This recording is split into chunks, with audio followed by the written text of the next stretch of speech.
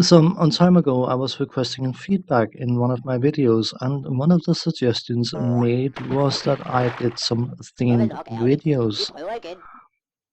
My response to that was that I wasn't entirely against the idea, but I preferred having the individual games in individual videos so they would be easier to find. Having noticed that I've reached 100 videos in my Amiga playlist on the channel, I decided why not celebrate that special occasion, whatever, with a themed video. Of course, the games I would be covering under said theme would have to be games that I wouldn't want to cover by other means. Det So var vel nok ærgerligt. Vi it prøver igen. was a bit of a chance to find something that I could work with. But I came up with what I call viewer games. That is going to be the name of the theme Det var for vel nok this ærgerligt. video. Vi prøver igen. Bear in mind that these games are in Danish, and I am fully aware that for most non-Danes, Spillet er slut. Danish is an awful lot of gobbledygook and nothing else. So I have, to a certain extent, tried to do some rough translations of what is being said, at least the first time, just to give non-Danes some idea Det var of vel nok what's going ærgerligt. on. Vi prøver igen. The translations are quite rough and not necessarily 100% accurate, but they should serve their purpose, which is to increase the understanding slightly.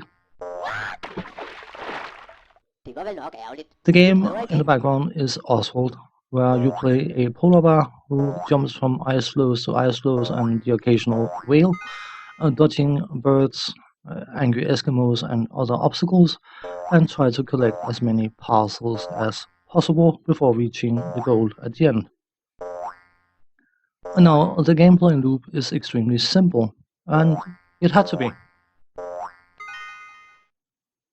I'm not going to claim that this game was the first of its kind, but it would have been quite an uncommon thing Spillet er slut. that you had a game being on display in your entertainment program on Friday or Saturday night, whatever it was, and people could phone in and play said game over their phone. Bear in mind, of course, back in those days, a house phone was a big blocky block with physical buttons for other things besides volume control and Det var vel screen nok snooze. ærgerligt. Vi prøver igen. So that was, of course,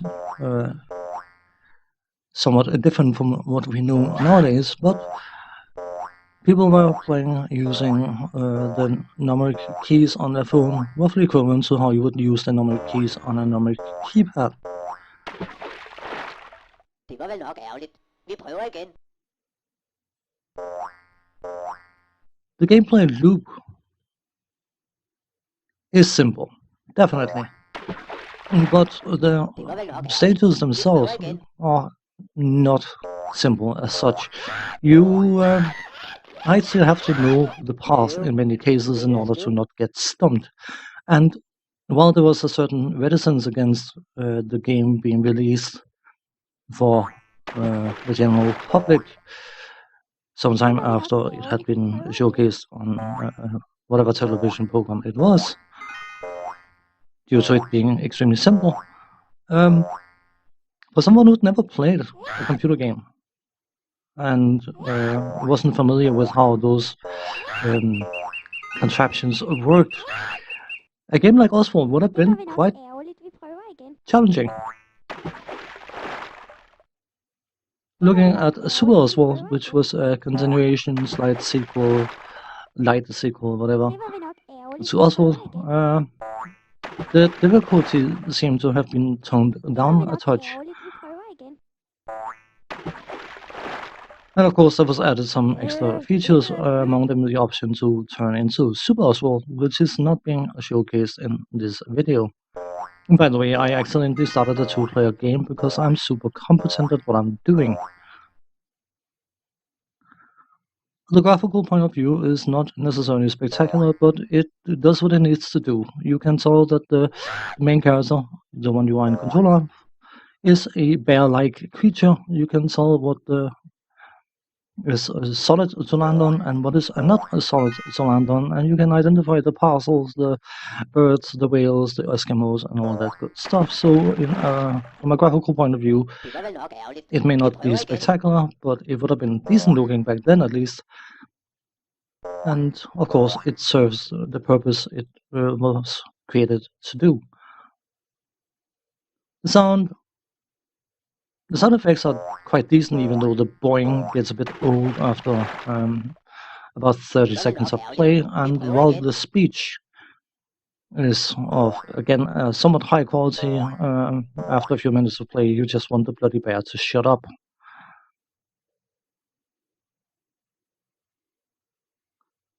But the uniqueness of being able to play a game like this from your house phone was probably the most amazing thing about it. The game itself is probably forgettable as such, especially if you are a gamer of some description. The controls, they can be a bit funky. You are using forward and right and left, basically, and when you are jumping off to the side diagonally, you press sideways and towards that diagonal direction, and the timing for when the game decides that you are jumping towards the diagonally angled islos compared to jumping off to the side is actually quite tight. Again, something that for a more hardcore gamer would be relatively easy to learn to adjust for. And of course, playing it at home where you could play the game 15,000 times in a row if you wanted to,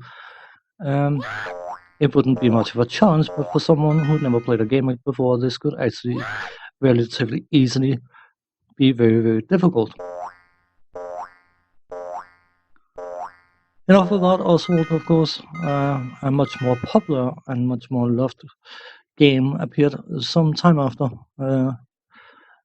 the era of Super Oswald, and there's a distinct difference between Danish and English mythology and blah blah blah. Try again, slower. Mythological creatures, and the direct translation of this creature would not function in blah. I need to slow down.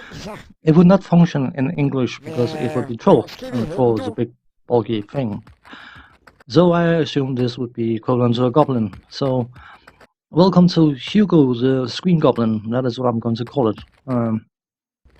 Which of course, from a graphical point of view, which should be quite obvious, was a tremendous, yeah, I'm good with words today, I do apologize, advance compared to Oswald. The size of the graphics, the quality of the graphics, and all that stuff was vastly improved. The speech quality was vastly improved, and of course there was an awful lot more of it. The sound effects were satisfying, and from a presentation point of view, there was preciously little wrong with Hugo. In the first game, you had to navigate a mine, find the exit, and then get across this somewhat holy bridge, and then you would get to a room with 3 trapdoors where you had to choose between one of the 3 doors at the back, and one of them would contain a prize and the other 2 would not, suffice to say. And of course, anyone playing this game over the phone, once they got to that stage and they hit the prize, they would be rewarded. I'm fairly sure it was a cash reward equivalent to the points scored, or there would have been some sort of prize. It was many, many years ago. I do apologize for not really being able to remember it. But from a graphical point of view, even to this day, I still think that Hugo looks great. Some people seemingly disagree, and I've heard comments about it being outright ugly, which I find is a bit harsh. There's nothing ugly about this. You may not be a fan of the art style, and you may think it's too whatever, but calling it ugly is not being very fair towards the graphical aspect of this game.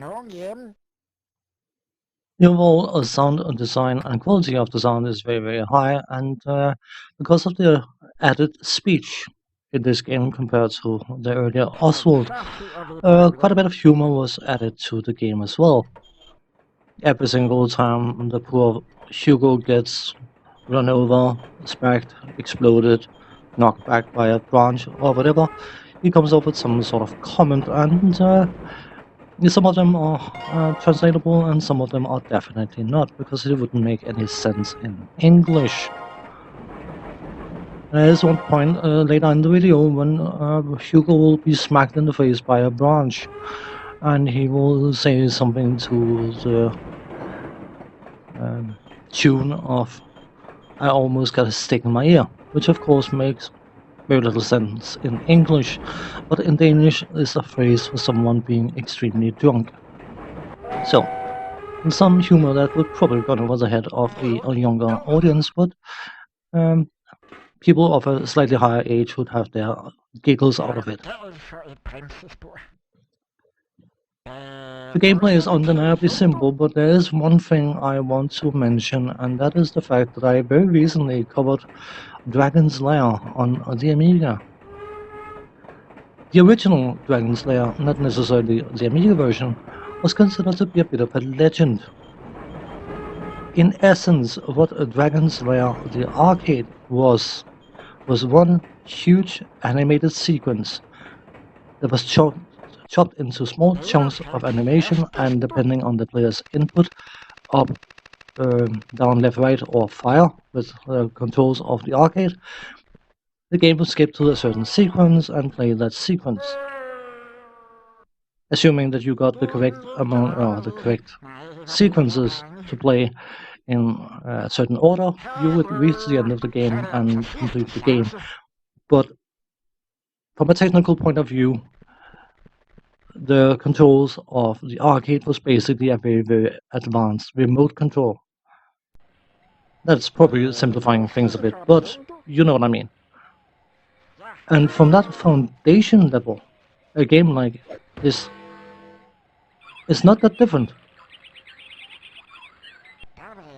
So, on one side you have one game which was magnificent to look at, but extremely simple at its foundation, being hailed a legend, and then you have people knocking a game like this for being overly simple. I suppose. I mean, it's up to the individual. I will not claim at any point that the gameplay loop in any of the games showcased in this themed video is challenging by any stretch of the imagination for people who are used to gaming. But the thing is, and I think this is very, very, very important to mention, is this: it was never intended to be challenging for hardcore gamers.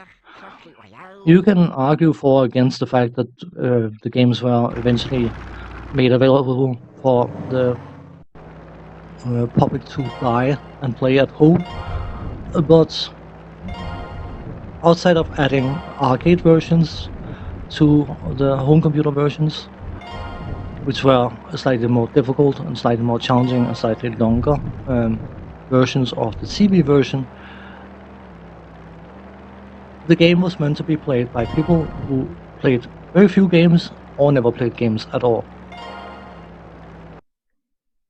It was meant to be instantly appealing, challenging enough to save the television station a few pennies on prize money, but not so challenging that it was unplayable. It had to have a context of humor and a likable main character and challenges that could be easily identified and overcome. And for the purpose these games were made, specifically the Hugo series, they fulfilled their role perfectly. Sometimes when you got a square hole, what you need is a square peg, nothing else, and that is exactly what Hugo was. It fitted the square hole perfectly. It served its purpose it was made for perfectly. And you can't fault that. Releasing it to hardcore gamers and exposing themselves to critique from hardcore gamers was perhaps a fault. But for what these games were meant to do, they did it perfectly. On that note, thanks for watching. Take care. See you next time. Bye bye for now.